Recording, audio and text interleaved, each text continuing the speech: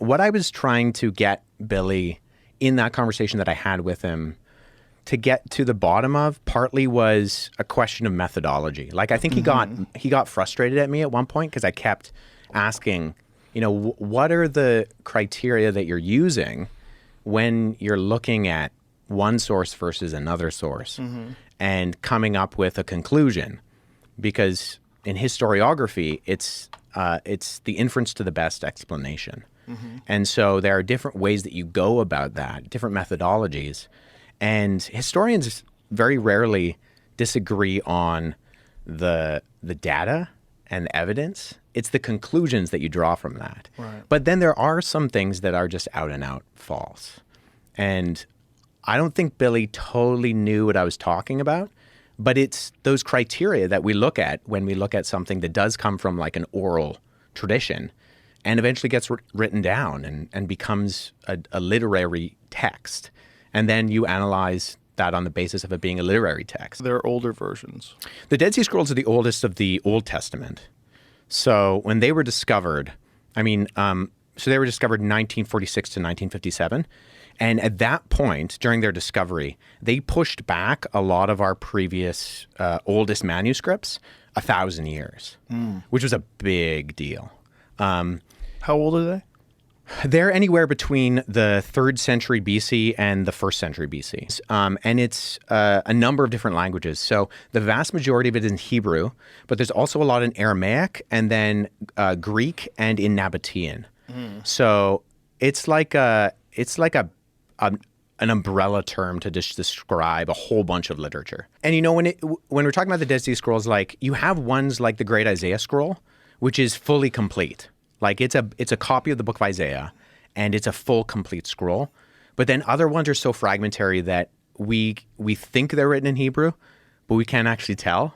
So that one is fascinating. So this isn't true for all of the Dead Sea Scrolls, but when we discovered the Great Isaiah Scroll, previous to that, the earliest copy of Isaiah that we had was in the Masoretic text, which is in the Middle Ages. Whoa. Yeah, so it was literally 1,000 years. We literally pushed back our understanding of Isaiah 1,000 years.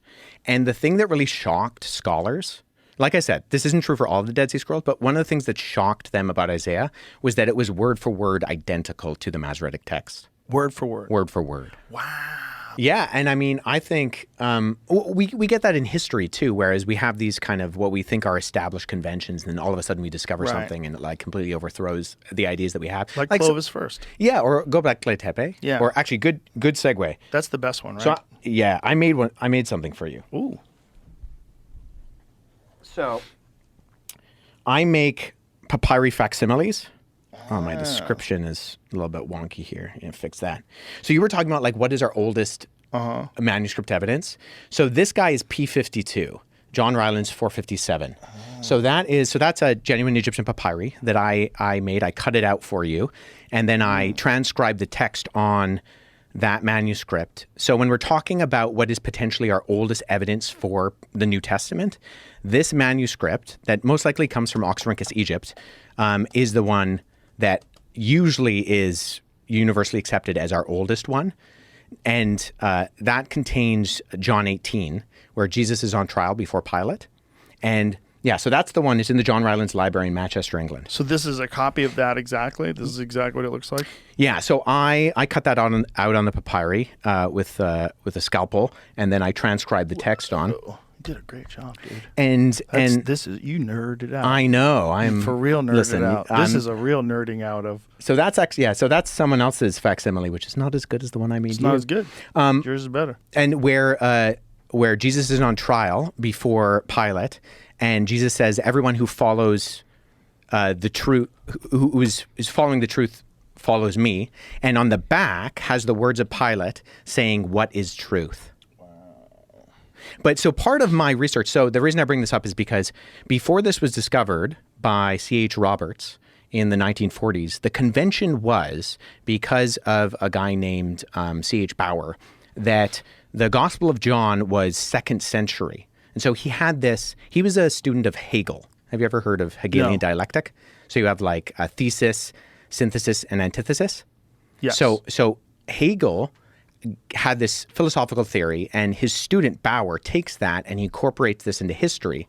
And he says, the earliest gospel, Mark, has this very Jewish Jesus, and then the later gospels have a very the last of what are called the synoptic gospels, Matthew, Mark, and Luke. Luke has a very kind of more divine Jesus. And so he says, based on this, John is the last written one. And it combines these two where you get a very human and a very divine Jesus together. And so based on this, he says that John has to be 2nd century. Well, we discover this guy. C.H. Roberts is, literally going through these piles of manuscripts in these drawers that are being stashed away. And he finds this guy and he sees that it's written on both sides, which is almost exclusively a Christian convention. Because in the ancient world, they used scrolls. And the Christians, for reasons we're not entirely clear on, they start to make codices, books. And so they write on both sides. And so he says, okay, this is written on both sides. It's probably a Christian manuscript. So he sends it off to the leading paleographers, or guys who date manuscripts. And they all say, this is the beginning of the 2nd century. And so there's still debate about the dating of this, but the unanimous consensus is that it's comfortably 2nd century, potentially the beginning of the 2nd century, which means that this is found in Egypt. John is probably writing his gospel in Ephesus. So it has to be written by John, spread around, find its way to Egypt, be copied, and then end up in this manuscript. Wow. Which means that at minimum, you've already pushed the Gospel of John back into the 1st century comfortably, and potentially even most likely into the lifetime of the eyewitnesses of these events. And so all of the literature up until that point from the scholarly consensus about the dating of the Gospel of John gets totally rewritten. Wow. And it's because of that guy. And because of my academic work where I was telling you in paratextual features, when we look at these tiny manuscripts and you figure out, okay, well, what does that look like on the page? I also made you. So I used 2 different variations of papyri. Whoa. So you have there where P52 would have been on the page, and based on it's called codicological conventions, the spacings of the words, and the way that the size of the margin that we can see, where it would have been on the page and how big the page would have actually been. So this is like a reconstruction, and then I filled in the rest of the text in the same sort of stylistic hand of the scribes at that time, what that page would have looked like. So this would have come from what would have been essentially a pocket copy of the Gospel of John. Wow. That's unbelievable. Of course, that is apologist Wesley Huff there with Joe Rogan.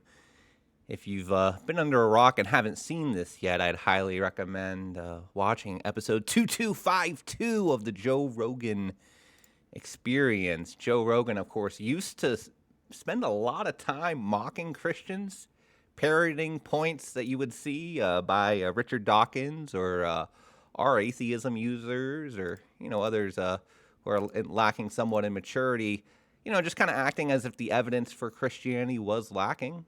Of course, that was before Joe Rogan knew what the evidence for Christianity was. That tends to be the case if someone sees it as lacking. They're either in denial or in ignorance. And atheism's already been on the decline.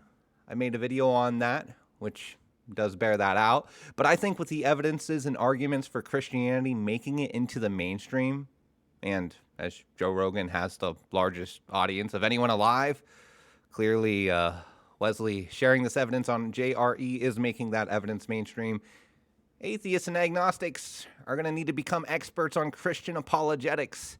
If they walk around with their quote-unquote no evidence hats on, well, they're not going to convince anybody, not likely to convince anybody in an environment which has excellent Christian apologetics rising to the mainstream. Let's all pray then for Joe Rogan's conversion and more conversations like this. Christ is King.